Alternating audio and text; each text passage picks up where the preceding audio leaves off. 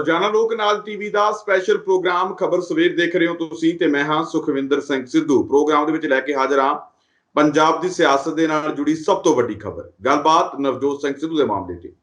ਨਵਜੋਤ ਸਿੰਘ ਸਿੱਧੂ ਜਦੋਂ ਤੋਂ Congress high command ਦੀ committee ਦੇ ਅੱਗੇ ਪੇਸ਼ ਹੋਏ ਨੇ, ਉਹਨਾਂ ਨੇ ਲਗਾਤਾਰ ਚੁੱਪੀ ਧਾਰੀ ਹੋਈ ਹੈ। ਹਾਲਾਂਕਿ ਇਸ ਤੋਂ ਪਹਿਲਾਂ ਕਮੇਟੀ ਅੱਗੇ ਪੇਸ਼ ਹੋਣ ਤੋਂ ਪਹਿਲਾਂ ਇੱਕ ਤੋਂ ਬਾਅਦ ਇੱਕ ਟਵੀਟ ਹਰ ਰੋਜ਼ ਉਹ ਕਰਦੇ ਰਹਿੰਦੇ ਸੀ, ਪਰ ਜਦੋਂ ਤੋਂ ਪੇਸ਼ ਹੋਏ ਨੇ ਲਗਾਤਾਰ ਚੁੱਪ ਨੇ। ਫਿਰ ਕੱਲ ਅਚਾਨਕ ਨਵਜੋਤ ਸਿੰਘ ਸਿੱਧੂ ਦੇ ਵੱਲੋਂ ਚੁੱਪੀ ਤੋੜੀ ਗਈ ਹੈ। ਉਹੀ ਅੰਦਾਜ਼, ਉਹੀ ਗੱਲਾਂ, ਕੈਪਟਨ ਅਮਰਿੰਦਰ ਸਿੰਘ ਨੂੰ ਨਿਸ਼ਾਨੇ ਤੇ ਲਿਆ, ਆਪਣੀ ਸਰਕਾਰ ਨੂੰ ਨਿਸ਼ਾਨੇ ਤੇ ਲਿਆ। ਪਰ ਵੱਡੀ ਗੱਲ ਇਹ ਹੈ ਕਿ ਨਵਜੋਤ ਸਿੰਘ ਸਿੱਧੂ ਨੇ ਹੁਣ ਕੁਝ ਵੱਡੀਆਂ ਸ਼ਰਤਾਂ ਕੈਪਟਨ ਅਮਰਿੰਦਰ ਸਿੰਘ ਦੇ ਅੱਗੇ ਰੱਖੀਆਂ ਨੇ। ਕਿਹੜੀਆਂ ਉਹ ਸ਼ਰਤਾਂ ਨੇ ਇਹ ਵੀ ਤੁਹਾਨੂੰ ਦੱਸਾਂਗੇ, ਪਰ ਇਹ ਵੀ ਦੱਸ ਦਿੰਦੇ ਹਾਂ ਕਿ ਸ਼ਰਤਾਂ ਕੋਈ ਨਿੱਜੀ ਨਹੀਂ, ਸਗੋਂ ਪੰਜਾਬ ਦੇ ਤੇ ਪੰਜਾਬ ਦੇ ਲੋਕਾਂ ਦੇ ਹੱਕਾਂ ਦੀਆਂ ਰੱਖੀਆਂ ਨੇ। ਹੋਰ ਵੀ ਬਹੁਤ ਸਾਰੀਆਂ ਗੱਲਾਂ ਨਵਜੋਤ ਸਿੰਘ ਸਿੱਧੂ ਦੇ ਵੱਲੋਂ ਕਹੀਆਂ ਗਈਆਂ ਨੇ, ਇਹ ਵੀ ਤੁਹਾਨੂੰ ਦੱਸਾਂਗੇ ਕਿ ਆਖਿਰ ਹਾਈ ਕਮਾਨ ਦੇ ਵੱਲੋਂ ਚੁੱਪ ਕਰਾਉਣ ਦੇ ਬਾਵਜੂਦ ਵੀ, ਕਿਉਂਕਿ ਉਹਨਾਂ ਦੀ ਪਤਨੀ ਨੇ ਮੰਨਿਆ ਕਿ ਸਾਨੂੰ ਹਾਈ ਕਮਾਨ ਨੇ ਚੁੱਪ ਕਰਨ ਲਈ ਕਿਹਾ ਤੇ ਇਸ ਕਰਕੇ ਅਸੀਂ ਚੁੱਪ ਬੈਠੇ ਹਾਂ, ਪਰ ਹਾਈ ਕਮਾਨ ਦੇ ਚੁੱਪ ਕਰਾਉਣ ਦੇ ਬਾਵਜੂਦ ਵੀ ਆਖਿਰ ਨਵਜੋਤ ਸਿੰਘ ਸਿੱਧੂ ਨੂੰ ਚੁੱਪੀ ਕਿਉਂ ਤੋੜਨੀ ਪਈ, ਇਸ ਤੇ ਵੀ ਵਿਚਾਰ ਚਰਚਾ ਕਰਾਂਗੇ। ਹੋਰ ਵੀ ਬਹੁਤ ਸਾਰੀਆਂ ਗੱਲਾਂ ਨਵਜੋਤ ਸਿੰਘ ਸਿੱਧੂ ਦੇ ਵੱਲੋਂ ਕੈਪਟਨ ਅਮਰਿੰਦਰ ਸਿੰਘ ਦੇ ਵਾਸਤੇ, ਸਰਕਾਰ ਦੇ ਵਾਸਤੇ, ਵਿਧਾਇਕਾਂ ਦੇ ਪੁੱਤਰਾਂ ਨੂੰ ਨੌਕਰੀ ਦੇਣ ਦੇ ਵਾਸਤੇ, ਅਲੱਗ-ਅਲੱਗ ਸਿਸਟਮ ਦੇ ਉੱਪਰ ਨਵਜੋਤ ਸਿੰਘ ਸਿੱਧੂ ਨੇ ਵਿਸ਼ਾਲ ਇੱਕ ਇੰਟਰਵਿਊ ਦੇ ਵਿੱਚ ਵੱਡੀਆਂ ਗੱਲਾਂ ਕਹੀਆਂ ਨੇ। ਉਹ ਵੀ ਇੱਕ ਇੱਕ ਕਰਕੇ ਤੁਹਾਨੂੰ ਦੱਸਾਂਗੇ, ਕਿਉਂਕਿ ਆਪਣੀ ਇੰਟਰੋ ਦੇ ਵਿੱਚ ਸਾਰੀਆਂ ਗੱਲਾਂ ਨਹੀਂ ਦੱਸ ਸਕਦੇ। ਅੱਗੇ ਜਿਵੇਂ ਪ੍ਰੋਗਰਾਮ ਵਧੇਗਾ ਇੱਕ ਇੱਕ ਕਰਕੇ ਤੁਹਾਨੂੰ ਸਾਰੀਆਂ ਗੱਲਾਂ ਜਿਹੜੀਆਂ ਦੱਸਦੇ ਜਾਵਾਂਗੇ। ਪ੍ਰੋਗਰਾਮ ਦੇ ਵਿੱਚ ਇਸ ਖਬਰ ਦੇ ਉੱਪਰ ਵਿਚਾਰ ਚਰਚਾ ਲਈ ਮੇਰੇ ਨਾਲ ਮੌਜੂਦ ਨੇ ਡਾਕਟਰ ਭੀਮਿੰਦਰ ਸਿੰਘ ਜੀ, ਰਾਜਨੀਤਿਕ ਮਾਹਰ ਦੇ ਤੌਰ ਤੇ ਜੁੜੇ ਹੋਏ ਨੇ। ਸਭ ਤੋਂ ਪਹਿਲਾਂ ਉਹਨਾਂ ਦਾ ਕਰਦੇ ਹਾਂ ਸਵਾਗਤ ਤੇ ਫਿਰ ਕਰਦੇ ਹਾਂ ਪ੍ਰੋਗਰਾਮ ਦੀ ਸ਼ੁਰੂਆਤ। ਡਾਕਟਰ ਸਾਹਿਬ ਸਵਾਗਤ ਹੈ ਪ੍ਰੋਗਰਾਮ ਵਿੱਚ। ਬਹੁਤ ਬਹੁਤ ਸ਼ੁਕਰੀਆ, ਮਿਹਰਬਾਨੀ, ਧੰਨਵਾਦ ਸੁਖਵਿੰਦਰ ਜੀ। ਡਾਕਟਰ ਸਾਹਿਬ ਕਿਵੇਂ ਦੇਖਦੇ ਹੋ, ਨਵਜੋਤ ਸਿੰਘ ਸਿੱਧੂ ਨੇ ਫਿਰ ਤੋਂ ਚੁੱਪੀ ਤੋੜੀ ਹੈ, ਸਬਰ ਦਾ ਬੰਨ ਨਵਜੋਤ ਸਿੰਘ ਸਿੱਧੂ ਦਾ ਟੁੱਟਿਆ, ਖਾਸ ਕਰਕੇ ਕੈਪਟਨ ਅਮਰਿੰਦਰ ਸਿੰਘ ਅਤੇ ਆਪਣੀ ਸਰਕਾਰ ਨੂੰ ਨਿਸ਼ਾਨੇ ਤੇ ਲਿਆ। ਕੀ ਕੁਝ ਕਹਿੰਦੇ ਨੇ ਨਵਜੋਤ ਸਿੰਘ ਸਿੱਧੂ, ਆਪਣੇ ਦਰਸ਼ਕਾਂ ਨੂੰ ਦੱਸੀਏ। ਸੁਖਵਿੰਦਰ ਜੀ, ਗੁਰੂ ਸਾਹਿਬ ਨੇ ਫਰਮਾਇਆ ਕਿ ਜਬੇ ਬਾਣ ਲਾਗਿਓ ਤਬੇ ਰੋਸ ਜਾਗਿਓ। ਪਿਛਲੇ ਦਿਨਾਂ ਦੇ ਵਿੱਚ ਕੈਪਟਨ ਸਾਹਿਬ ਨੇ ਲਗਾਤਾਰ, ਹਾਲਾਂਕਿ ਜਿਵੇਂ ਤੁਸੀਂ ਕਿਹਾ ਕਿ ਦੋਨਾਂ ਧਿਰਾਂ ਦੇ ਉੱਤੇ, ਚਾਹੇ ਉਹ ਵਿਰੋਧੀ ਧਿਰ ਨੇ, ਚਾਹੇ ਉਹ ਨਵਜੋਤ ਸਿੰਘ ਸਿੱਧੂ ਨੇ, ਚਾਹੇ ਉਹ ਕੈਪਟਨ ਸਾਹਿਬ ਨੇ, ਦੋਨਾਂ ਧਿਰਾਂ ਨੂੰ ਹਾਈ ਕਮਾਂਡ ਨੇ ਇਹ ਕਿਹਾ ਸੀਗਾ ਕਿ ਤੁਸੀਂ ਕਿਸੇ ਬਾਰੇ ਵੀ ਕੋਈ ਟਿੱਪਣੀ ਨਹੀਂ ਕਰਨੀ, ਕੋਈ ਗੱਲਬਾਤ ਨਹੀਂ ਕਰਨੀ। ਪਰ ਤੁਸੀਂ ਦੇਖਿਆ ਹੋਵੇਗਾ ਪਿਛਲੇ ਦਿਨਾਂ ਦੇ ਵਿੱਚ ਕੈਪਟਨ ਸਾਹਿਬ ਨੇ ਜਿਵੇਂ ਪੂਰੇ ਪੰਜਾਬ ਦੇ ਵਿੱਚ ਲਗਾਤਾਰ ਜਿਹੜੇ ਬੈਨਰ ਲਗਵਾਏ ਔਰ ਇਹ ਕਿਹਾ ਕਿ ਸਭ ਦਾ ਸਾਂਝਾ ਨਾਰਾ ਕੈਪਟਨ ਦੁਬਾਰਾ, ਔਰ ਕਿਤੇ ਇਹ ਕਿਹਾ ਕਿ ਇੱਕੋ ਹੀ ਕੈਪਟਨ ਹੁੰਦਾ ਹੈ। ਇਸ ਤਰ੍ਹਾਂ ਦੀਆਂ ਜਦੋਂ ਉਹਨਾਂ ਨੇ ਕਾਰਵਾਈਆਂ ਕੀਤੀਆਂ, ਇਸ ਤੋਂ ਇਲਾਵਾ ਉਹਨਾਂ ਨੇ ਗੁਪਤ ਮੀਟਿੰਗਾਂ ਕੀਤੀਆਂ ਔਰ ਲਗਾਤਾਰ ਮੈਨੂਪਲੇਟ ਕਰਨ ਦੀ ਕੋਸ਼ਿਸ਼ ਕੀਤੀ ਔਰ ਹਾਈ ਕਮਾਂਡ ਨੂੰ ਇਹ ਦਿਖਾਉਣ ਦੀ ਕੋਸ਼ਿਸ਼ ਕੀਤੀ ਕਿ ਸਾਰਾ ਕੁਝ ਠੀਕ ਹੈ, ਸਾਰਾ ਕੁਝ ਮੇਰੇ ਕੰਟਰੋਲ 'ਚ ਹੈ। ਕੈਪਟਨ ਸਾਹਿਬ ਨੇ ਕਿਹਾ ਕਿ ਸਾਰੀਆਂ ਚੀਜ਼ਾਂ ਜਿਹੜੀਆਂ ਹੈਗੀਆਂ ਨੇ ਮੈਂ ਏਦਾਂ ਹੀ ਇਹਨੂੰ ਸੈੱਟ ਕਰਕੇ ਤੁਹਾਨੂੰ 22 ਦੇ ਵਿੱਚ ਜਿਤਾ ਕੇ ਪੰਜਾਬ ਨੂੰ ਦੇ ਦਾਂਗਾ। ਇਹ ਇੱਕ ਮਤਲਬ ਅੱਖਾਂ 'ਚ ਘੱਟਾ ਪਾਉਣ ਦੀ ਉਹਨਾਂ ਨੇ ਕੋਸ਼ਿਸ਼ ਕੀਤੀ। ਇਸੇ ਵਿਰੋਧ ਦੇ ਵਿੱਚ ਮੈਨੂੰ ਇਹ ਲੱਗਦਾ ਹੈ ਕਿ ਨਵਜੋਤ ਸਿੰਘ ਸਿੱਧੂ ਨੂੰ ਜਦੋਂ ਲੱਗਿਆ ਕਿ ਮੈਨੂੰ ਵੀ ਆਪਣਾ ਪੱਖ ਰੱਖਣਾ ਚਾਹੀਦਾ, ਤਾਂ ਉਹਨਾਂ ਨੇ ਅਖੀਰ 'ਚ ਆ ਕੇ ਜਿਹੜਾ ਹੈਗਾ ਇਹ ਜਿਹੜੀ ਇੰਟਰਵਿਊ ਕੱਲ ਉਹਨਾਂ ਨੇ ਦਿੱਤੀ ਅਖਬਾਰਾਂ ਨੂੰ। ਸੋ ਇਸ ਕਰਕੇ ਇਸ ਅਖਬਾਰ ਨੂੰ ਦੀ ਜਦੋਂ ਅਸੀਂ ਇੰਟਰਵਿਊ ਦੇਖਦੇ ਹਾਂ ਤਾਂ ਇਹਦੇ ਵਿੱਚ ਬਹੁਤ ਹੀ ਮਹੱਤਵਪੂਰਨ ਗੱਲਾਂ ਨੇ ਔਰ ਇਹਦੇ ਵਿੱਚ ਲਗਾਤਾਰ ਉਹਨਾਂ ਨੇ ਕਿਹਾ ਕਿ ਮੇਰੇ ਪਿਤਾ ਜੀ, ਮੇਰੇ ਮਾਤਾ ਜੀ 42 ਸਾਲ ਲਗਭਗ ਉਹਨਾਂ ਨੇ ਕਾਂਗਰਸ ਦੇ ਵਿੱਚ ਰਹਿ ਕੇ ਸੇਵਾ ਕੀਤੀ ਹੈ। ਇਸ ਕਰਕੇ ਇਹ ਜਿਹੜੀ ਕਾਂਗਰਸ ਹੈ, ਜਿਹੜੀ ਬੁਨਿਆਦੀ ਗੱਲ ਸਮਝਣ ਵਾਲੀ ਹੈ, ਉਹ ਇਕੱਲੇ ਕੈਪਟਨ ਸਾਹਿਬ ਦੀ ਨਹੀਂ ਹੈ। ਕੈਪਟਨ ਸਾਹਿਬ ਇਹ ਨਹੀਂ ਕਹਿ ਸਕਦੇ ਕਿ ਦਰਵਾਜ਼ੇ ਮੈਂ ਬੰਦ ਕਰ ਦਾਂਗਾ। ਉਹ ਕੌਣ ਹੁੰਦੇ ਨੇ ਦਰਵਾਜ਼ੇ ਬੰਦ ਕਰਨ ਵਾਲੇ? ਸੋ ਉਹਨਾਂ ਨੇ ਕਿਹਾ ਕਿ ਮੈਂ ਕਾਂਗਰਸ ਰਹਿ ਕੇ ਲੜਾਂਗਾ ਔਰ ਸਿਰਫ ਇਹ ਕਹਿ ਦੇਣਾ ਕਿ ਮੈਨੂੰ ਤੁਸੀਂ ਜਿਹੜਾ ਹੈਗਾ ਵੱਖ-ਵੱਖ ਜਿਹੜੇ ਸਟੇਟਾਂ 'ਚ ਜਾ ਕੇ ਮੈਂ ਪ੍ਰਚਾਰ ਕਰਾਂ ਕਾਂਗਰਸ ਦਾ, ਤੇ ਉਹਦੇ ਲਈ ਮੈਨੂੰ ਪ੍ਰਚਾਰ ਦਾ ਜਿਹੜਾ ਹੈਗਾ ਤੁਸੀਂ ਚੈਂਪੀਅਨ ਬਣਾ ਦਿਓ ਔਰ ਮੈਨੂੰ ਬਾਅਦ ਦੇ ਵਿੱਚ ਖੁੱਡੇ ਲੈਣ ਲਾ ਦਿਓ। ਇਹ ਕਿਵੇਂ ਸੰਭਵ ਹੋ ਸਕਦਾ ਹੈ? ਸੋ ਇਸ ਕਰਕੇ ਬਹੁਤ ਵੱਡੇ ਸਵਾਲ ਉਹਨਾਂ ਨੇ ਉਠਾਏ ਨੇ। ਉਹਨਾਂ ਨੇ ਲਗਾਤਾਰ ਇਹ ਕਿਹਾ ਕਿ ਮੈਨੂੰ ਬਹੁਤ ਵੱਡੀਆਂ ਜਿਹੜੀਆਂ ਨੇ ਕੈਬਨਿਟ ਮੰਤਰੀ ਤੱਕ ਦੀਆਂ ਆਫਰਸ ਹੋਈਆਂ ਨੇ, ਪਰ ਮੈਂ ਇਨਕਾਰ ਕਰਦਾ ਰਿਹਾ। ਔਰ ਉਹਨਾਂ ਨੇ ਇਹ ਗੱਲ ਵੀ ਬਹੁਤ ਜ਼ੋਰ ਦੇ ਕੇ ਕਹੀ ਹੈ ਕਿ ਪਹਿਲੇ ਦਿਨ ਤੋਂ ਲੈ ਕੇ ਅੱਜ ਤੱਕ ਮੈਂ ਪੰਜਾਬ ਦੇ ਮੁੱਦੇ ਉਠਾਉਂਦਾ ਰਿਹਾ। ਜਦੋਂ ਉਹਨਾਂ ਨੇ ਕਿਹਾ ਕਿ 4.5 ਸਾਲ ਪਹਿਲਾਂ ਜਦੋਂ ਸਰਕਾਰ ਬਣੀ ਸੀਗੀ ਔਰ ਪਹਿਲੀ ਮੀਟਿੰਗ ਹੋਈ ਸੀ ਕੈਬਨਿਟ ਮੰਤਰੀਆਂ ਦੀ, ਤਾਂ ਉਹਦੇ ਵਿੱਚ ਉਹਨਾਂ ਨੇ ਬਕਾਇਦਾ ਪਲੈਨਿੰਗ ਦੇ ਨਾਲ ਸਾਰੇ ਇਕੱਲਾ, ਚਾਹੇ ਉਹ ਰੇਤ ਮਾਫੀਆ ਹੋਵੇ, ਚਾਹੇ ਵੱਖ-ਵੱਖ ਮਾਫੀਆ ਹੋਣ, ਔਰ ਪੰਜਾਬ ਦੀ ਤਰੱਕੀ ਕਿਵੇਂ ਹੋ ਸਕਦੀ ਹੈ, ਪੂਰੀ ਪਲੈਨਿੰਗ ਦੇ ਨਾਲ ਉਹਨਾਂ ਨੇ ਇੱਕ ਰੋਡ ਮੈਪ ਤਿਆਰ ਕੀਤਾ ਸੀਗਾ। ਪਰ ਉਹਨਾਂ ਨੇ ਕਿਹਾ ਕਿ ਇਸ ਰੋਡ ਮੈਪ ਨੂੰ ਜਿਹੜਾ ਹੈਗਾ ਸੁੱਟ ਦਿੱਤਾ ਗਿਆ ਔਰ ਡਸਟਬਿਨ ਦੇ ਵਿੱਚ ਪਾ ਦਿੱਤਾ ਗਿਆ। ਸੋ ਇਸ ਕਰਕੇ ਲਗਾਤਾਰ ਉਹਨਾਂ ਨੂੰ ਇਗਨੋਰ ਕੀਤਾ ਗਿਆ। ਬਹੁਤ ਸਾਰੀਆਂ ਗੱਲਾਂ ਪੰਜਾਬ ਦੇ ਮੁੱਦਿਆਂ ਨੂੰ ਇਹ ਵੀ ਉਹਨਾਂ ਦੇ ਵੱਲੋਂ ਕਹੀ ਗਈ ਹੈ ਕਿ ਉਹਨਾਂ ਦੀ ਜਿਹੜੀ ਨਾਰਾਜ਼ਗੀ ਹੈ, ਉਹਨਾਂ ਦਾ ਸਬਰ ਦਾ ਬੰਨ੍ਹ ਜਿਹੜਾ ਟੁੱਟਿਆ, ਇਸ ਕਰਕੇ ਟੁੱਟਿਆ ਕਿ ਉਹਨਾਂ ਦੇ ਵੱਲੋਂ ਉਹਨਾਂ ਨੂੰ ਹਾਈ ਕਮਾਂਡ ਦੇ ਵੱਲੋਂ ਹਾਲੇ ਤੱਕ ਬੁਲਾਇਆ ਨਹੀਂ ਗਿਆ। ਹਾਲਾਂਕਿ 20 ਦਿਨ ਤੋਂ ਜ਼ਿਆਦਾ ਦਾ ਸਮਾਂ ਹੋ ਗਿਆ ਰਿਪੋਰਟ ਪੇਸ਼ ਹੋਈ ਨੂੰ, ਤੇ ਰਿਪੋਰਟ ਬਣੀ ਨੂੰ ਕਮੇਟੀ ਅੱਗੇ ਪੇਸ਼ ਹੋਣ ਨੂੰ 20 ਦਿਨਾਂ ਤੋਂ ਜ਼ਿਆਦਾ ਦਾ ਸਮਾਂ ਹੋ ਗਿਆ। ਉਹਨਾਂ ਨੇ ਤੁਰੰਤ ਇਸ ਤੇ ਕਾਰਵਾਈ ਕਰਨ ਲਈ ਕਮੇਟੀ ਨੇ ਹਾਈ ਕਮਾਂਡ ਨੂੰ ਕਿਹਾ ਸੀ, ਪਰ ਹਾਲੇ ਤੱਕ ਵੀ ਨਵਜੋਤ ਸਿੰਘ ਸਿੱਧੂ ਨੂੰ ਕਹਿੰਦੇ ਬੁਲਾਇਆ ਨਹੀਂ ਗਿਆ, ਜਿਹਦੇ ਕਰਕੇ ਉਹਨਾਂ ਦੇ ਸਬਰ ਦਾ ਬੰਨ੍ਹ ਟੁੱਟਿਆ। ਜੀ ਬਿਲਕੁਲ, ਤੁਸੀਂ ਦੇਖੋਗੇ ਕਿ ਹਾਈ ਕਮਾਂਡ ਦੀ ਡਿਊਟੀ ਹੁੰਦੀ ਹੈ।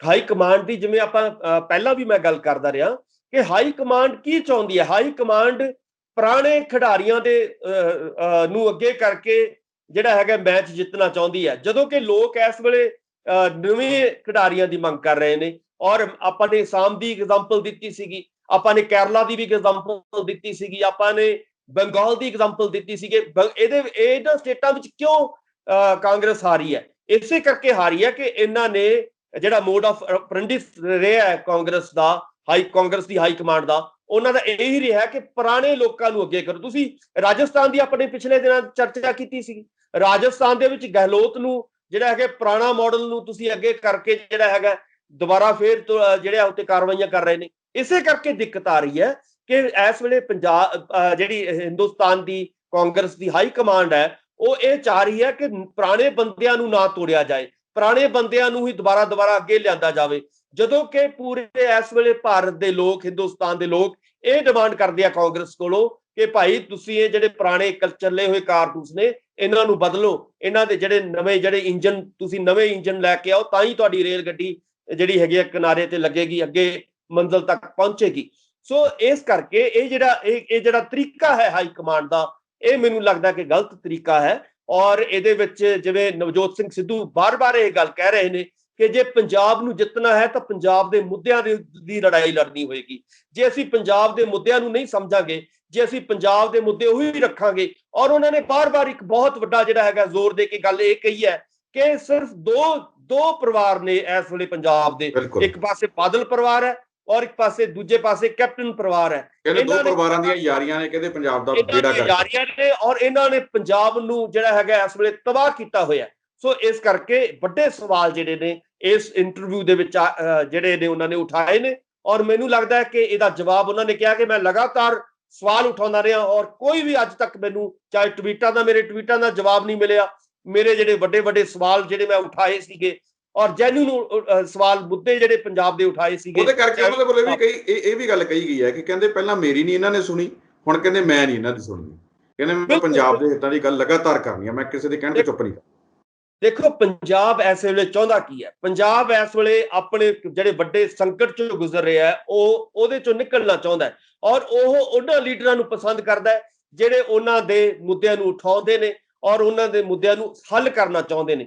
ਸੋ ਆਪਾਂ ਨੂੰ ਵੀ ਪਤਾ ਹੈ ਕਿ ਕੈਪਟਨ ਸਾਹਿਬ ਲਗਾਤਾਰ 4.5 ਸਾਲ ਜਦੋਂ ਤੋਂ ਉਹਨਾਂ ਨੇ ਇਹ ਜਿਹੜੀ ਸੱਤਾ ਸੰਭਾਲੀ ਹੈ, ਉਦੋਂ ਤੋਂ ਪੰਜਾਬ ਦੇ ਮੁੱਦਿਆਂ ਨੂੰ ਇਗਨੋਰ ਕਰ ਰਹੇ ਨੇ ਔਰ ਇਹ ਸਾਰੀਆਂ ਚੀਜ਼ਾਂ ਨੂੰ ਘਮਾਉਣ ਦੀ ਕੋਸ਼ਿਸ਼ ਕਰਦੇ ਨੇ। ਇਹ ਲੜਾਈ ਜਿਹੜੀ ਹੈਗੀ ਹੈ ਕੁਰਸੀ ਦੀ ਲੜਾਈ ਬਣਾਉਣ ਦੀ ਕੋਸ਼ਿਸ਼ ਕੀਤੀ ਜਾ ਰਹੀ ਹੈ। ਤੁਸੀਂ ਦੇਖੋਗੇ ਕਿ ਕੈਪਟਨ ਸਾਹਿਬ ਲਗਾਤਾਰ ਕੀ ਕਰ ਰਹੇ ਨੇ ਕਿ ਗੱਲਾਂ ਨੂੰ ਚੇਂਜ ਕਰ ਰਹੇ ਨੇ। ਉਹਨਾਂ ਦਾ ਮਕਸਦ ਇਹ ਬਣਾਉਣਾ ਚਾਹੁੰਦੇ ਨੇ ਕਿ ਇਹ ਲੜਾਈ ਮੁੱਦਿਆਂ ਦੀ ਲੜਾਈ ਨਹੀਂ ਹੈ, ਇਹ ਲੜਾਈ ਨਵਜੋਤ ਸਿੰਘ ਸਿੱਧੂ ਹੋਰਾਂ ਦੀ ਈਗੋ ਦੀ ਲੜਾਈ ਹੈ। ਉਹ ਮੇਰੇ ਤੋਂ ਜਿਹੜੇ ਨੇ ਵੱਡੇ ਅਹੁਦੇ ਮੰਗ ਰਹੇ ਨੇ, ਉਹ ਪ੍ਰਧਾਨਗੀ ਦਾ ਅਹੁਦਾ ਮੰਗ ਰਹੇ ਨੇ, ਉਹ ਉਪ ਮੁੱਖ ਮੰਤਰੀ ਦਾ ਅਹੁਦਾ ਮੰਗਦੇ ਨੇ, ਕਦੇ ਕਹਿੰਦੇ ਨੇ ਕਦੇ ਉਹ ਕੈਬਨਿਟ ਮੰਤਰੀ ਦਾ ਅਹੁਦਾ ਮੰਗਦੇ ਨੇ।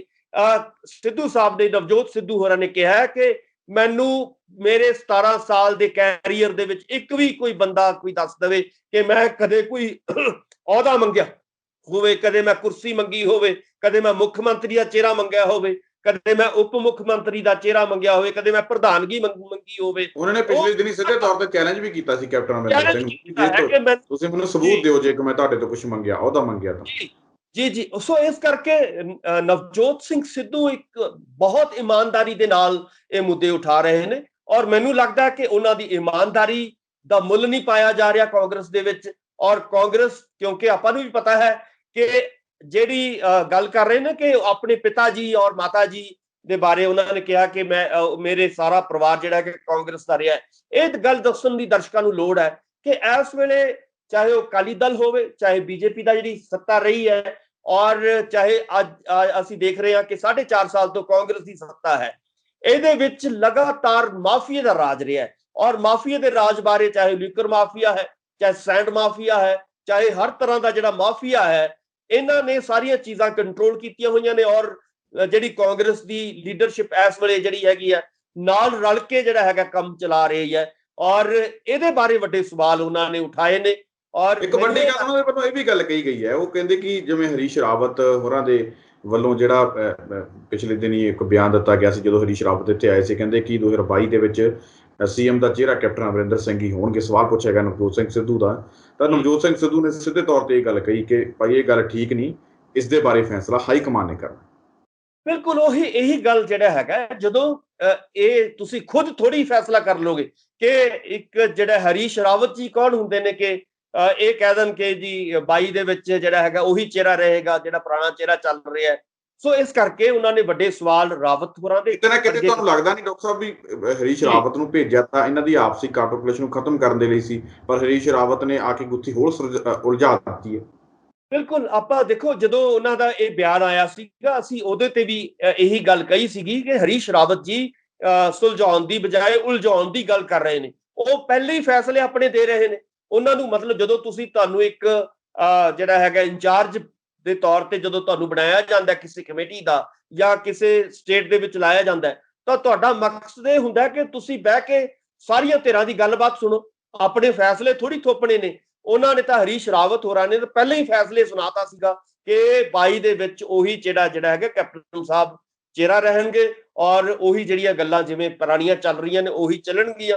ਇਹ ਫੈਸਲਾ ਉਹਨਾਂ ਨੇ ਪਹਿਲਾਂ ਹੀ ਸੁਣਾ ਦਿੱਤਾ ਸੀਗਾ। ਸੋ ਉਹਦੇ ਬਾਰੇ ਵੀ ਨਵਜੋਤ ਸਿੰਘ ਸਿੱਧੂ ਨੇ ਬੜਾ ਵੱਡਾ ਸਵਾਲ ਉਠਾਇਆ ਹੈ ਕਿ ਉਹਨਾਂ ਦਾ ਕਹਿਣ ਦਾ ਮਤਲਬ ਇਹੀ ਹੈ ਕਿ ਇਹ ਪਹਿਲਾਂ ਹੀ ਮੈਨੂਪਲੇਟ ਜਿਹੜੇ ਨੇ ਕਰ ਰਹੇ ਸੀਗੇ, ਔਰ ਸਾਰੀਆਂ ਚੀਜ਼ਾਂ ਨੂੰ ਆਪਣੇ ਹੱਕ 'ਚ ਭੁਗਤਾਉਣ ਦੀ ਕੋਸ਼ਿਸ਼ ਕੀਤੀ ਜਾ ਰਹੀ ਹੈ। ਔਰ ਵੱਡੀ ਗੱਲ ਜਿਹੜੀ ਹੈਗੀ ਨਵਜੋਤ ਸਿੰਘ ਸਿੱਧੂ ਇਹ ਕਹਿ ਰਹੇ ਨੇ ਕਿ ਇਸ ਵੇਲੇ ਪੰਜਾਬ ਦੇ ਜਿਹੜੇ ਮੁੱਦੇ ਨੇ, ਚਾਹੇ ਉਹ ਬਰਗਾੜੀ ਕਾਂਡ ਦਾ ਮੁੱਦਾ ਹੈ, ਚਾਹੇ ਉਹ ਨਸ਼ਿਆਂ ਦਾ ਮੁੱਦਾ ਹੈ, ਚਾਹੇ ਉਹ ਜਿਹੜਾ ਹੈਗਾ ਵੱਖ-ਵੱਖ ਜਿਹੜੇ ਰਾਜਨੀਤੀਵਾਨ ਜਿਹੜੇ ਗਲਤ ਹੱਥਾਂ 'ਚ ਜਿਹੜੇ ਨੇ ਚਲੇ ਜਾ ਰਹੇ ਨੇ, ਔਰ ਮਾਫੀਏ ਦਾ ਜਿਹੜਾ ਹੈਗਾ ਕੰਟਰੋਲ ਹੋ ਚੁੱਕਿਆ ਪੰਜਾਬ ਦੇ ਵਿੱਚ। ਸੋ ਏਦਾਂ ਦੇ ਜਿਹੜੇ ਮੁੱਦੇ ਉਠਾ ਰਹੇ ਨੇ ਨਵਜੋਤ ਸਿੰਘ ਸਿੱਧੂ, ਮੈਨੂੰ ਲੱਗਦਾ ਹੈ ਕਿ ਇਹ ਇੰਪੋਰਟੈਂਟ ਮੁੱਦੇ ਨੇ, ਇਹਨਾਂ ਨੂੰ ਉਠਾਉਣਾ ਬਣਦਾ ਹੈ। ਔਰ ਜੇਕਰ ਇਹਨਾਂ ਮੁੱਦਿਆਂ ਦੇ ਬਾਰੇ ਚਰਚਾ ਨਹੀਂ ਹੁੰਦੀ ਔਰ ਖਾਸ ਤੌਰ ਤੇ ਕੈਪਟਨ ਸਾਹਿਬ ਕੋਈ ਹੁੰਗਾਰਾ ਨਹੀਂ ਭਰਦੇ, ਤਾਂ ਲਾਜ਼ਮੀ ਤੌਰ ਤੇ ਦਾਲ ਦੇ ਵਿੱਚ ਕਾਲਾ ਹੈ। ਔਰ ਕੈਪਟਨ ਸਾਹਿਬ ਦੇ ਮਨ ਦੇ ਵਿੱਚ ਜਿਹੜੀ ਹੈਗੀ ਆ ਕਿਤੇ ਨਾ ਕਿਤੇ ਇਦਾਂ ਦੀ ਜਿਹੜਾ ਹੈਗਾ ਆਪਾਂ ਕਹਿ ਸਕਦੇ ਹਾਂ ਕਿ ਧੋਖੇਬਾਜ਼ੀ ਹੈ। ਉਹ ਧੋਖਾ ਕਰਨਾ ਚਾਹੁੰਦੇ ਨੇ ਪੰਜਾਬ ਦੇ ਨਾਲ ਵੀ। ਪਟਿਆਲਾ ਦੇ ਵਿੱਚ ਜਿਹੜੇ ਪੋਸਟਰ ਲੱਗੇ ਸੀਗੇ, ਪਟਿਆਲਾ ਦੇ ਵਿੱਚ ਪੋਸਟਰ ਲੱਗੇ ਸੀ, ਉਹਦੇ ਬਾਰੇ ਵੀ ਨਵਜੋਤ ਸਿੰਘ ਸਿੱਧੂ ਖੁੱਲ੍ਹ ਕੇ ਬੋਲੇ ਨੇ। ਤੇ ਨਾਲ ਹੀ ਨਾਲ ਇਹ ਵੀ ਗੱਲਾਂ ਜਿਹੜੇ ਸਵਾਲ ਉੱਠ ਰਹੇ ਸੀ ਕਿ ਭਾਈ ਨਵਜੋਤ ਸਿੰਘ ਸਿੱਧੂ ਇੱਥੇ ਬੈਠੇ ਕਿਉਂ ਆ, ਪਟਿਆਲਾ ਦੇ ਵਿੱਚ ਬੈਠੇ ਕਿਉਂ ਆ, ਉਹਦੇ ਤੇ ਵੀ ਉਹਨਾਂ ਨੇ ਜਵਾਬ ਦਿੱਤਾ। ਤੇ ਨਾਲ ਹੀ ਨਾਲ ਉਹਨਾਂ ਨੇ ਇਹ ਵੀ ਗੱਲ ਕਹੀ ਹੈ ਕਿ ਮੇਰਾ ਪਰਿਵਾਰ ਜਿਹੜਾ ਪਟਿਆਲਾ ਤੋਂ ਚੋਣ ਲਈ ਲੜੂਗਾ। ਪੋਸਟਰ ਵਾਰ ਤੇ ਵੀ ਉਹਨਾਂ ਨੇ ਇਹ ਗੱਲ ਕਹਿਤੀ ਕਿ ਸਿੱਧੂ ਦਾ ਅਕਸ ਇਹੋ ਜਿਹਾ ਵਾ ਜਿਹੜੇ ਪੋਸਟਰ ਇਸ ਮੇਰੇ ਅਕਸ ਨੂੰ ਢਾਹ ਨਹੀਂ ਲਾ ਸਕਦੇ, ਮੇਰੇ ਪੋਸਟਰ ਨੂੰ ਜਿਹੜੇ ਪੋਸਟਰ ਆ ਉਹ ਮੈਨੂੰ ਮਿਟਾ ਨਹੀਂ ਸਕਦੇ ਸਿੱਧੂ ਦੇ ਅਕਸ ਨੂੰ। ਤਾਂ ਇਹ ਵੀ ਗੱਲਾਂ ਕਹੀਆਂ। ਨਾਲ ਹੀ ਨਾਲ ਉਹਨਾਂ ਨੇ ਇਹ ਵੀ ਗੱਲਾਂ ਕਹਿ ਦਿੱਤੀਆਂ ਕਿ ਮੇਰਾ ਆਪਣਾ ਸ਼ਹਿਰ ਆ ਪਟਿਆਲਾ, ਕੋਈ ਕੈਪਟਨ ਅਮਰਿੰਦਰ ਸਿੰਘ ਦੀ ਜਾਗੀਰ ਨਹੀਂ ਹੈ ਵੀ ਮੈਂ ਪਟਿਆਲੇ ਨਹੀਂ ਆ ਸਕਦਾ, ਮੇਰਾ ਆਪਣਾ ਜੱਦੀ ਸ਼ਹਿਰ ਆ, ਮੈਂ ਇੱਥੇ ਆ ਸਕਦਾ, ਮੈਂ ਇਲਾਜ ਕਰਵਾਉਣ ਲਈ ਆਇਆ। ਪਰ ਉਹਨਾਂ ਨੇ ਇਹ ਵੀ ਗੱਲ ਸਾਫ਼ ਕਰ ਦਿੱਤੀ ਆ ਕਿ ਇੱਥੋਂ ਸਾਡਾ ਪਰਿਵਾਰ ਜਾਂ ਮੈਂ ਚੋਣ ਨਹੀਂ ਲੜਾਂਗਾ। ਬਿਲਕੁਲ, ਦੇਖੋ ਕੱਲੀ ਗੱਲ ਉਹਨਾਂ ਨੇ ਸਾਫ਼ ਕੀਤੀ ਹੈ ਇਸ ਇੰਟਰਵਿਊ ਦੇ ਵਿੱਚ। ਤੁਸੀਂ ਦੇਖੋਗੇ ਕਿ ਨਵਜੋਤ ਸਿੰਘ ਸਿੱਧੂ ਬਾਰ-ਬਾਰ ਇਹ ਗੱਲ ਕਹਿੰਦੇ ਆ ਰਹੇ ਨੇ ਕਿ ਜੋ ਮੈਂ ਇੱਕ ਵਾਰੀ ਵਾਅਦਾ ਕਰਦਾ, ਜੋ ਮੈਂ ਇੱਕ ਵਾਰੀ ਕੋਈ ਗੱਲ ਕਹਿਦਾ ਤਾਂ ਮੈਂ ਉਹਦੇ ਉੱਤੋਂ ਪਿੱਛੇ ਨਹੀਂ ਮੁੜਦਾ। ਅੱਜ ਤੱਕ ਉਹਨਾਂ ਨੇ ਇਹ ਵੀ ਬਕਾਇਦਾ ਐਗਜ਼ਾਮਪਲ ਦੇ ਕੇ ਕਿਹਾ ਕਿ ਮੈਨੂੰ ਅੱਜ ਤੱਕ ਕੋਈ ਵੀ ਬੰਦਾ ਦੱਸ ਦੇਵੇ ਕਿ ਜਿਹੜੀ ਮੈਂ ਗੱਲ ਕਹੀ ਹੋਵੇ ਉਹਦੇ ਤੋਂ ਮੈਂ 1 ਇੰਚ ਵੀ ਪਿੱਛੇ ਹਟਿਆ ਹੋਵਾਂ। ਸੋ ਇਸ ਕਰਕੇ ਨਵਜੋਤ ਸਿੰਘ ਸਿੱਧੂ ਇੱਕ ਸੱਚੇ ਸੁੱਚੇ ਇਨਸਾਨ ਦੇ ਤੌਰ ਤੇ, ਇੱਕ ਸੱਚੇ ਸੁੱਚੇ ਲੀਡਰਸ਼ਿਪ ਦੇ ਤੌਰ ਤੇ ਸਾਹਮਣੇ ਆ ਰਹੇ ਨੇ। ਔਰ ਲਗਾਤਾਰ ਉਹ ਆਪਣੇ ਜਿਹੜੇ ਮਾੜੇ ਮੋਟੇ ਜਿਹੜੇ ਉਹਨਾਂ ਦੇ ਸਵਾਲ, ਤਾਂ ਵੈਸੇ ਇਦਾਂ ਦਾ ਹੈ ਨਹੀਂ ਕਿ ਉਹਨਾਂ ਦੀ ਜਿਹੜੀ ਸ਼ਖਸੀਅਤ ਹੈ ਇਸ ਵੇਲੇ ਸੁਖਵਿੰਦਰ ਜੀ, ਉਹ ਕੋਈ ਸ਼ਖਸੀਅਤ ਕੋਈ ਪੰਜਾਬ ਦੇ ਲੈਵਲ ਦੀ ਜਾਂ ਘੱਟੋ ਘੱਟ ਮੈਨੂੰ ਲੱਗਦਾ ਕਿ ਇੰਟਰਨੈਸ਼ਨਲ ਲੈਵਲ ਦੀ ਸ਼ਖਸੀਅਤ ਨੇ ਇਸ ਵੇਲੇ। ਉਹ ਜਿਸ ਕਿਸਮ ਦੀ ਜਿਹੜੀ ਹੈਗੀ ਆ, ਮੈਨੂੰ ਨਹੀਂ ਲੱਗਦਾ ਕਿ ਇੱਕ ਵੀ ਲੀਡਰ ਇਸ ਵੇਲੇ ਪੰਜਾਬ ਦਾ ਨਵਜੋਤ ਸਿੰਘ ਸਿੱਧੂ ਹੋਰਾਂ ਦੀ ਸ਼ਖਸੀਅਤ ਦੇ ਕੋਈ ਪੈਰਲਲ ਜਾਂ ਉਹਨਾਂ ਦੇ ਬਰਾਬਰ ਖੜਾ ਨਜ਼ਰ ਆ ਰਿਹਾ ਹੈ। ਸੋ ਇਸ ਕਰਕੇ ਮੈਨੂੰ ਇਹ ਲੱਗਦਾ ਹੈ ਕਿ ਇਹ ਹਾਈ ਕਮਾਂਡ ਦੀ ਜਿਹੜੀ ਕਾਂਗਰਸ ਦੀ ਹਾਈ ਕਮਾਂਡ ਹੈ ਉਹਦੀ ਇੱਕ ਬਹੁਤ ਹੀ ਅਣਗਹਿਲੀ ਹੋਏਗੀ ਔਰ ਬਹੁਤ ਹੀ ਵੱਡੀ ਗਲਤੀ ਹੋਏਗੀ ਜਦੋਂ ਤੁਸੀਂ ਨਵਜੋਤ ਸਿੰਘ ਸਿੱਧੂ ਵਰਗੇ ਜਿਹੜੇ ਇਮਾਨਦਾਰ ਨੇਤਾ ਨੇ ਤੁਹਾਨੂੰ ਮਿਲੇ ਨੇ ਔਰ ਉਹਨਾਂ ਨੇ ਵੀ ਕਿਹਾ ਕਿ ਮੈਂ ਕੋਈ ਏਦਾਂ ਨਹੀਂ ਸੀ ਆ ਗਿਆ ਆਪਣੇ ਆਪ ਹੀ ਕਾਂਗਰਸ ਦੇ ਵਿੱਚ। ਪ੍ਰਸ਼ਾਂਤ ਕਿਸ਼ੋਰ ਨੇ ਮੈਨੂੰ ਲਗਾਤਾਰ ਮੇਰੇ ਨਾਲ ਮੀਟਿੰਗਾਂ ਕੀਤੀਆਂ ਔਰ ਪ੍ਰਸ਼ਾਂਤ ਕਿਸ਼ੋਰ ਨੇ ਇਹ ਕਿਹਾ ਕਿ ਅਸੀਂ ਸਿਰਫ ਇਸ ਵੇਲੇ 40 ਸੀਟਾਂ, ਉਸ ਵੇਲੇ 4.5 ਸਾਲ ਪਹਿਲਾਂ 17 ਦੇ ਵਿੱਚ ਜਦੋਂ ਚੋਣਾਂ ਹੋ ਰਹੀਆਂ ਸੀਗੀਆਂ, ਉਹਨਾਂ ਨੇ ਕਿਹਾ ਕਿ ਅਸੀਂ ਸਿਰਫ 40 ਸੀਟਾਂ ਜਿੱਤ ਰਹੇ ਹਾਂ ਔਰ ਜੇ ਤੁਸੀਂ ਆ ਜਾਓਗੇ ਤਾਂ ਸਾਡੀ ਸਰਕਾਰ ਬਣੇਗੀ। ਇਹਦਾ ਮਤਲਬ ਕੀ ਹੈ ਕਿ ਜਿਹੜੀ 40-50 ਵਾਰ 50-60 ਵਾਰ ਕਹਿੰਦੇ ਮੇਰੇ ਕੋਲੇ ਆ ਚੁੱਕੇ 50 ਕੜੇ ਲਾਏ ਨੇ, ਤਾਂ ਕਰਕੇ ਉਹਨਾਂ ਨੇ ਜਿਹੜਾ ਹੈਗਾ ਕਾਂਗਰਸ ਜੁਆਇਨ ਕੀਤੀ ਸੀਗੀ ਔਰ ਉਹਨਾਂ ਨੇ ਕਿਹਾ ਸੀਗਾ ਕਿ 40 ਸੀਟਾਂ ਜੇ ਅੱਜ 80 ਸੀਟਾਂ ਆਈਆਂ ਨੇ ਤਾਂ ਉਹਨਾਂ ਨੇ ਕਿਹਾ ਕਿ ਮੇਰੇ ਕਰਕੇ ਕਾਂਗਰਸ ਸਰਕਾਰ ਜਿਹੜੀ ਸੱਤਾ ਦੇ ਵਿੱਚ ਕਹਿੰਦੇ ਆਏ ਆ, ਕਹਿੰਦੇ ਕਿ ਮੈਂ ਜਿੱਥੇ ਰੈਲੀਆਂ ਕੀਤੀਆਂ ਨੇ ਤਕਰੀਬਨ ਉੱਥੇ ਜਿਹੜੀ ਕਹਿੰਦੇ ਆ ਕਿ 2017 ਦੇ ਵਿੱਚ ਜਿਹੜੀਆਂ 54 ਕਹਿੰਦੇ ਰੈਲੀਆਂ ਕੀਤੀਆਂ, 56 ਰੈਲੀਆਂ ਕੀਤੀਆਂ, ਉਹਦੇ ਵਿੱਚੋਂ 54 ਸੀਟਾਂ ਕਹਿੰਦੇ ਜਿੱਤ ਕੇ ਦਿੱਤੀਆਂ ਨੇ ਤੇ ਮਾਝੇ ਦੇ ਵਿੱਚ ਕਹਿੰਦੇ 25 ਰੈਲੀਆਂ ਕੀਤੀਆਂ ਨੇ, ਉੱਥੇ ਕਹਿੰਦੇ 24 ਸੀਟਾਂ ਕਹਿੰਦੇ ਮੈਂ ਜਿੱਤ ਕੇ ਦਿੱਤੀਆਂ ਇਹਨਾਂ ਨੂੰ। ਬਿਲਕੁਲ ਇਸ ਕਰਕੇ ਹਾਈ ਕਮਾਂਡ ਨੂੰ ਇਹ ਸੋਚਣਾ ਚਾਹੀਦਾ ਔਰ ਖਾਸ ਤੌਰ ਤੇ ਕੈਪਟਨ ਸਾਹਿਬ ਨੂੰ ਸੋਚਣਾ ਚਾਹੀਦਾ ਹੈ ਕਿ ਅੱਜ ਉਹ ਜਿਸ ਗੱਦੀ ਤੇ ਬੈਠੇ ਨੇ, ਜਿਸ ਮੁੱਖ ਮੰਤਰੀ ਦੀ ਕੁਰਸੀ ਤੇ ਬੈਠੇ ਨੇ, ਉਹਦੇ ਵਿੱਚ ਬਹੁਤ ਵੱਡਾ ਰੋਲ ਨਵਜੋਤ ਸਿੰਘ ਸਿੱਧੂ ਹੋਰਾਂ ਦੀ ਮਿਹਨਤ ਦਾ ਹੈ। ਉਹਨਾਂ ਨੇ ਜਿਹੜੀਆਂ ਵੱਖ-ਵੱਖ ਥਾਵਾਂ ਦੇ ਉੱਤੇ ਰੈਲੀਆਂ ਕੀਤੀਆਂ, ਲੋਕਾਂ ਨੂੰ ਆਪਣੇ ਨਾਲ ਜੋੜਿਆ ਔਰ ਲੋਕਾਂ ਨੂੰ ਇਹ ਦੱਸਿਆ ਕਿ ਸਾਡੀ ਤਾਂ ਮੁੱਦਿਆਂ ਦੀ ਲੜਾਈ ਹੈ। ਸਾਡੀ ਇਸ ਵੇਲੇ ਚਾਹੇ ਉਹ ਬਰਗਾੜੀ ਕਾਂਡ ਦਾ ਉਸ ਵੇਲੇ ਵੱਡਾ ਭਖਦਾ ਮੁੱਦਾ ਸੀਗਾ, ਚਾਹੇ ਉਹ ਨਸ਼ਿਆਂ ਦਾ ਮੁੱਦਾ ਸੀਗਾ, ਚਾਹੇ ਹੋਰ ਮਾਫੀਏ ਨੂੰ ਕੰਟਰੋਲ ਕਰਨ ਦਾ ਮੁੱਦਾ ਸੀਗਾ। ਉਹਨਾਂ ਨੇ ਬਾਰ-ਬਾਰ ਇਹੀ ਗੱਲਾਂ ਜਿਹੜੀਆਂ ਨੇ ਉਸ ਵੇਲੇ ਆਪਣੀਆਂ ਰੈਲੀਆਂ 'ਚ ਵੀ ਕੀਤੀਆਂ ਸੀਗੀਆਂ, ਉਹ ਅੱਜ ਵੀ ਕਰ ਰਹੇ ਨੇ। ਪਰ ਦੁੱਖ ਦੀ ਗੱਲ ਇਹ ਹੈ ਕਿ ਨਾ ਤਾਂ ਅੱਜ ਜਿਹੜਾ ਹੈਗਾ ਉਸ ਵੇਲੇ ਇਹਨਾਂ ਦੇ ਮਸਲਿਆਂ ਦਾ ਹੱਲ ਕੀਤਾ ਗਿਆ, ਨਾ ਅੱਜ ਜਿਹੜਾ ਹੈਗਾ 4.5 ਸਾਲ ਹੋ ਗਏ ਸੱਤਾ 'ਚ ਬੈਠਿਆ ਮੁੱਖ ਮੰਤਰੀ ਸਾਹਿਬ ਨੂੰ, ਕੈਪਟਨ ਸਾਹਿਬ ਮਸਲਿਆਂ ਦੇ ਹੱਲ ਦੀ ਤੁਸੀਂ ਗੱਲ ਕੀਤੀ। ਜਦੋਂ ਪੱਤਰਕਾਰਾਂ ਦੇ ਵੱਲੋਂ ਇਹ ਵੀ ਸਵਾਲ ਪੁੱਛਿਆ ਗਿਆ ਕਿ ਜੇ ਹਾਈ ਕਮਾਂਡ ਦਾ ਫੈਸਲਾ ਤੁਹਾਡੇ ਹੱਕ ਦੇ ਵਿੱਚ ਸਿੱਧੂ ਸਾਹਿਬ ਨਹੀਂ ਆਉਂਦਾ ਤਾਂ ਫਿਰ ਤੁਸੀਂ ਕੀ ਕਰੋਗੇ? ਉਹ ਕਹਿੰਦੇ ਕਿ ਮੇਰੇ ਕੋਲੇ ਗਵਾਉਣ ਨੂੰ ਕੁਝ ਨਹੀਂ, ਕਹਿੰਦੇ ਮੇਰੇ ਕੋਲੇ ਗਵਾਉਣ ਨੂੰ ਕੁਝ ਨਹੀਂ, ਤਰਫਦੇ ਉਹੀ ਲੋਕ ਆ ਜਿਨ੍ਹਾਂ ਦਾ ਕੁਝ ਉੱਜੜ ਰਿਹਾ। ਬਿਲਕੁਲ ਤੁਸੀਂ ਦੇਖੋਗੇ ਕਿ ਲਗਾਤਾਰ ਇਹ ਤਾਂ ਮੈਂ ਪਹਿਲਾਂ ਵੀ ਆਪਾਂ ਕਹਿ ਚੁੱਕੇ ਹਾਂ ਕਿ ਉਹਨਾਂ ਦੇ ਜਿਹੜੇ ਮਨ ਦੀ ਇੱਛਾ ਹੈ ਉਹ ਆਪਣੀ ਕੋਈ ਮੁੱਖ ਮੰਤਰੀ ਦਾ ਚਿਹਰਾ ਬਣਨਾ ਜਾਂ ਉਹਨਾਂ ਨੂੰ ਕੋਈ ਪ੍ਰਧਾਨਗੀ ਮਿਲਣਾ, ਇਦਾਂ ਦਾ ਉਹਨਾਂ ਨੇ ਕਦੇ ਕਿਹਾ ਕਿ ਮੈਂ ਸੋਚਿਆ ਹੀ ਨਹੀਂ ਹੈ। ਕਿ ਮੇਰੇ ਲਈ ਤਾਂ ਮੁੱਦੇ ਇੰਪੋਰਟੈਂਟ ਨੇ, ਮੇਰੇ ਲਈ ਪੰਜਾਬ ਇੰਪੋਰਟੈਂਟ ਹੈ, ਮੇਰੇ ਲਈ ਪੰਜਾਬ ਦੀ ਨੌਜਵਾਨੀ ਇੰਪੋਰਟੈਂਟ ਹੈ, ਮੇਰੇ ਪੰਜਾਬ ਲਈ ਜਿਹੜੀ ਕਿਸਾਨੀ ਇੰਪੋਰਟੈਂਟ ਹੈ, ਮੇਰੇ ਲਈ ਪੰਜਾਬ ਦਾ ਪਾਣੀ ਇੰਪੋਰਟੈਂਟ ਹੈ, ਪਾਣੀ ਨੂੰ ਕਿਵੇਂ ਬਚਾਉਣਾ ਹੈ, ਵਾਤਾਵਰਨ ਨੂੰ ਕਿਵੇਂ ਬਚਾਉਣਾ ਹੈ, ਕਿਸਾਨੀ ਨੂੰ ਕਿਵੇਂ ਬਚਾਉਣਾ ਹੈ। ਸੋ ਇਸ ਕਰਕੇ ਉਹਨਾਂ ਕੋਲ ਜਿਹੜਾ ਰੋਡ ਮੈਪ ਹੈ ਬਕਾਇਦਾ ਤੌਰ ਤੇ, ਉਹਨਾਂ ਨੇ ਕਿਹਾ ਕਿ ਜਿਹੜਾ ਮੈਂ ਲਗਾਤਾਰ ਮਿਹਨਤ ਦੇ ਨਾਲ ਇੱਕ ਰੋਡ ਮੈਪ ਤਿਆਰ ਕੀਤਾ ਹੈ ਪੰਜਾਬ ਨੂੰ ਬਚਾਉਣ ਦੇ ਲਈ, ਕੀ ਮੇਰਾ ਉਹ ਰੋਡ ਮੈਪ ਜਿਹੜਾ ਹੈਗਾ ਕਾਂਗਰਸ ਕਦੋਂ ਉਹਨੂੰ ਜਿਹੜਾ ਹੈਗਾ ਲਾਗੂ ਕਰੇਗੀ ਔਰ ਪੰਜਾਬ ਦੇ ਵਿੱਚ ਜਿਹੜਾ ਹੈਗਾ ਖੁਸ਼ਹਾਲੀ ਕਦੋਂ ਆਏਗੀ, ਪੰਜਾਬ ਜਿਵੇਂ ਪਹਿਲਾਂ ਜਿਉਂਦਾ ਸੀਗਾ ਗੁਰਾਂ ਦੇ ਨਾਂ ਦੇ ਉੱਤੇ, ਉਹ ਉਸੇ ਤਰ੍ਹਾਂ ਦਾ ਦੁਬਾਰਾ ਪੰਜਾਬ ਜਿਹੜਾ ਹੈਗਾ ਖੁਸ਼ਹਾਲ ਕਿਵੇਂ ਬਣੇਗਾ। ਮੇਰਾ ਫਿਕਰ ਉਹ ਹੈ, ਨਾ ਕਿ ਮੇਰਾ ਫਿਕਰ ਜਿਹੜਾ ਹੈਗਾ ਪ੍ਰਧਾਨਗੀ ਲੈਣਾ, ਮੁੱਖ ਮੰਤਰੀ ਦਾ ਚਿਹਰਾ ਬਣ ਜਾਣਾ ਜਾਂ ਹੋਰ ਇਦਾਂ ਦੇ ਜਿਹੜੇ ਛੋਟੇ-ਮੋਟੇ ਅਹੁਦੇ ਲੈਣਾ। ਉਹਨਾਂ ਨੇ ਬਾਰ-ਬਾਰ ਇਸ ਇੰਟਰਵਿਊ ਦੇ ਵਿੱਚ ਇਹੀ ਗੱਲ ਸਾਹਮਣੇ ਲਿਆਉਣ ਦੀ ਕੋਸ਼ਿਸ਼ ਕੀਤੀ ਹੈ ਕਿ ਮੇਰੀ ਲੜਾਈ ਸਿਰਫ ਤੇ ਸਿਰਫ ਪੰਜਾਬ ਦੇ ਜਿਹੜੇ ਬੁਨਿਆਦੀ ਮੁੱਦੇ ਨੇ ਉਹਨਾਂ ਦੀ ਲੜਾਈ ਹੈ। ਜਿੰਨੀ ਦੇਰ ਇਹ ਮੁੱਦੇ ਹੱਲ ਨਹੀਂ ਹੁੰਦੇ ਉਨੀ ਦੇਰ ਮੈਂ ਸਵਾਲ ਵੀ ਉਠਾਉਂਦਾ ਰਵਾਂਗਾ, ਚਾਹੇ ਉਹ ਮੁੱਖ ਮੰਤਰੀ ਦੇ ਨੂੰ ਬੁਰਾ ਲੱਗੇ ਜਾਂ ਚੰਗਾ ਲੱਗੇ ਜਾਂ ਮਾੜਾ ਲੱਗੇ। ਇਹ ਮੇਰੀ ਜਿਹੜੀ ਹੈਗੀ ਹੈ ਭਾਸ਼ਾ। ਡਾਕਟਰ ਸਾਹਿਬ ਕਿਵੇਂ ਦੇਖਦੇ ਹੋ ਕਿ ਨਵਜੋਤ ਸਿੰਘ ਸਿੱਧੂ ਦਾ ਚੁੱਪੀ ਤੋੜੇ ਜਾਣਾ? ਕਿਉਂਕਿ ਇੱਕ ਪਾਸੇ ਨਵਜੋਤ ਕੌਰ ਸਿੱਧੂ ਨੇ ਸਾਫ਼ ਕੀਤਾ ਸੀ ਕਿ ਭਾਈ ਨਵਜੋਤ ਸਿੰਘ ਸਿੱਧੂ ਇਸ ਕਰਕੇ ਚੁੱਪ ਨੇ ਕਿ ਸਾਨੂੰ ਹਾਈ ਕਮਾਂਡ ਦੇ ਵੱਲੋਂ ਇਹ ਗੱਲ ਕਹੀ ਗਈ ਹੈ ਕਿ ਤੁਸੀਂ ਚੁੱਪ ਬੈਠੋ, ਤੇ ਇਸ ਕਰਕੇ ਨਵਜੋਤ ਸਿੰਘ ਸਿੱਧੂ ਚੁੱਪ ਬੈਠੇ ਨੇ। ਕਦੋਂ ਤੱਕ ਬੈਠਣਾ? ਕਹਿੰਦੇ ਉਹ ਹਾਈ ਕਮਾਂਡ ਦੇ ਫੈਸਲੇ ਤੱਕ ਅਸੀਂ ਚੁੱਪ ਬੈਠਾਂਗੇ। ਪਰ ਹਾਈ ਕਮਾਂਡ ਦਾ ਫੈਸਲਾ ਆਉਣ ਤੋਂ ਪਹਿਲਾਂ ਹੀ ਨਵਜੋਤ ਸਿੰਘ ਸਿੱਧੂ ਦੇ ਵੱਲੋਂ ਚੁੱਪੀ ਤੋੜੇ ਜਾਣਾ ਕਿਵੇਂ ਲੱਗਦਾ ਹੈ? ਕੀ ਡਾਊਟ ਹੈ ਨਵਜੋਤ ਸਿੰਘ ਸਿੱਧੂ ਨੂੰ? ਕਿਤੇ ਇਹ ਡਾਊਟ ਤਾਂ ਨਹੀਂ ਜਿਸ ਤਰੀਕੇ ਦੇ ਨਾਲ ਰਾਜਸਥਾਨ ਦੇ ਵਿੱਚ ਵੀ ਹੋਇਆ ਸੀਗਾ, ਜਦੋਂ ਬਗਾਵਤ ਸਚਿਨ ਪਾਇਲਟ ਨੇ ਕੀਤੀ ਸੀ ਤਾਂ ਉੱਥੇ ਵੀ ਕਮੇਟੀ ਬਣਾਈ ਗਈ ਸੀ, ਕਮੇਟੀ ਨੇ ਜਾਂਚ ਕੀਤੀ, ਜਾਂਚ ਤੇ ਜਿਹੜੀ ਅੱਜ ਤੱਕ ਫੈਸਲਾ ਹਾਈ ਕਮਾਂਡ ਦੇ ਵੱਲੋਂ ਨਹੀਂ ਸੁਣਾਇਆ ਗਿਆ। ਕਰੀਬ ਕਹਿੰਦੇ 1.5-2 ਸਾਲ ਦਾ ਸਮਾਂ ਹੋ ਗਿਆ ਤੇ ਸਚਿਨ ਪਾਇਲਟ ਹਾਲੇ ਤੱਕ ਵੀ ਹਾਈ ਕਮਾਨ ਦਾ ਫੈਸਲਾ ਉਡੀਕ ਰਹੇ ਨੇ। ਕਿਤੇ ਉਹੀ ਖਦਸ਼ਾ ਨਵਜੋਤ ਸਿੰਘ ਸਿੱਧੂ ਨੂੰ ਤਾਂ ਨਹੀਂ ਸਤਾ ਰਿਹਾ ਕਿ ਭਾਈ 20 ਦਿਨ ਦਾ ਸਮਾਂ ਲੰਘ ਗਿਆ, ਹਾਲੇ ਤੱਕ ਕੋਈ ਹਾਈ ਕਮਾਨ ਦਾ ਫੈਸਲਾ ਨਹੀਂ ਆਇਆ, ਲੇਟ ਕਰਦੇ ਜਾ ਰਹੇ ਆ। ਜੇ ਲੇਟ ਕਰ ਦੇਣਗੇ ਤਾਂ ਨਵਜੋਤ ਸਿੰਘ ਸਿੱਧੂ ਨੂੰ ਵੀ ਔਖਾ ਹੋ ਜਾਏਗਾ। ਇਸੇ ਕਰਕੇ ਪ੍ਰੈਸ਼ਰ ਬਣਾਉਣ ਦੀ ਕੋਸ਼ਿਸ਼ ਹੈ ਕਿ ਭਾਈ ਜੇ ਫੈਸਲਾ ਲੈਣਾ ਤਾਂ ਜਲਦ ਤੋਂ ਜਲਦ ਰਹੋ। ਇਸੇ ਕਰਕੇ ਨਵਜੋਤ ਸਿੰਘ ਸਿੱਧੂ ਦੇ ਵੱਲੋਂ ਚੁੱਪੀ ਤੋੜੀ ਗਈ ਹੈ। ਸੁਖਵਿੰਦਰ ਜੀ, ਇਹੀ ਗੱਲ ਮੈਂ ਪਹਿਲਾਂ ਵੀ ਕਹੀ ਸੀ ਕਿ ਹੁਣ ਵੀ ਮੈਂ ਇਹ ਗੱਲ ਬਹੁਤ ਜ਼ੋਰ ਦੇ ਨਾਲ ਕਹਿਣਾ ਚਾਹੁੰਦਾ ਕਿ ਹਾਈ ਕਮਾਂਡ ਦੀ ਕੀ ਸਮੱਸਿਆ ਕੀ ਹੈ ਇਸ ਵੇਲੇ। ਹਾਈ ਕਮਾਂਡ ਦੀ, ਚਾਹੇ ਮੈਂ ਕੱਲੇ ਪੰਜਾਬ ਦੀ ਗੱਲ ਨਹੀਂ ਕਰ ਰਿਹਾ, ਚਾਹੇ ਰਾਜਸਥਾਨ ਦੀ ਜਿਵੇਂ ਤੁਸੀਂ ਕਿਹਾ, ਚਾਹੇ ਅਸਾਮ ਦੀ। ਆਪਾਂ ਨੇ ਪਿਛਲੇ ਦਿਨਾਂ ਦੇ ਵਿੱਚ ਕੀਤਾ ਸੀਗਾ ਕਿ ਅਸਾਮ ਚੋਂ ਕਾਂਗਰਸ ਦੇ ਜਿਹੜੇ ਨਵੇਂ ਚਿਹਰੇ ਨੇ ਉਹ ਜਾ ਰਹੇ ਨੇ। ਸੋ ਇਸ ਕਰਕੇ ਜਿਹੜੀ ਮੋਡ ਆਫ ਅਪਰੈਂਡਿਸ ਹੈ, ਜਿਹੜਾ ਕਾਰਜ ਕਰਨ ਦਾ ਤਰੀਕਾ ਹੈ ਕਾਂਗਰਸ ਦੀ ਹਾਈ ਕਮਾਂਡ ਦਾ, ਉਹ ਇਹੀ ਹੈ ਕਿ ਚੀਜ਼ਾਂ ਨੂੰ ਡਿਲੇ ਕਰੋ ਔਰ ਹੌਲੀ ਹੌਲੀ ਠੰਡੇ ਬਸਤੇ 'ਚ ਪਾ ਦਿਓ। ਔਰ ਉਹਦਾ ਨਤੀਜਾ ਕੀ ਹੁੰਦਾ ਕਿ ਜਿੰਨਾ ਤੁਸੀਂ ਡਿਲੇ ਕਰਦੇ ਹੋ, ਠੰਡੇ ਬਸਤੇ 'ਚ ਪਾ ਦਿੰਦੇ ਹੋ, ਉਹ ਜਿਹੜਾ ਹੈਗਾ ਹੌਲੀ ਹੌਲੀ ਅੱਗ ਹੋਰ ਭਖਦੀ ਜਾਂਦੀ ਹੈ ਔਰ ਅਖੀਰ ਨੂੰ ਜਿਹੜਾ ਹੈਗਾ ਭਾਂਬੜ ਮੱਚ ਜਾਂਦਾ ਹੈ। ਸੋ ਇਸ ਕਰਕੇ ਜਿਹੜੀਆਂ ਸਟੇਟਾਂ ਦੇ ਵਿੱਚ ਵੱਖ-ਵੱਖ ਸਟੇਟਾਂ ਦੇ ਵਿੱਚ ਕਾਂਗਰਸ ਦੀ ਸੱਤਾ ਜਾ ਰਹੀ ਹੈ, ਉਹਦਾ ਵੱਡਾ ਕਾਰਨ ਇਹੀ ਹੈ ਕਿ ਸਹੀ ਫੈਸਲੇ ਸਹੀ ਸਮੇਂ ਤੇ ਨਹੀਂ ਲਏ ਜਾ ਰਹੇ। ਸੋ ਇਹੀ ਗੱਲ ਪੰਜਾਬ ਦੇ ਨਾਲ ਹੋ ਰਹੀ ਹੈ, ਇਹੀ ਗੱਲ ਨਵਜੋਤ ਸਿੰਘ ਸਿੱਧੂ ਦੇ ਨਾਲ ਹੋ ਰਹੀ ਹੈ, ਜੋ ਪਾਇਲਟ ਦੇ ਨਾਲ ਹੋਈ ਹੈ ਉਹੀ ਸਿੱਧੂ ਸਾਹਿਬ ਦੇ ਨਾਲ ਹੋ ਰਹੀ ਹੈ।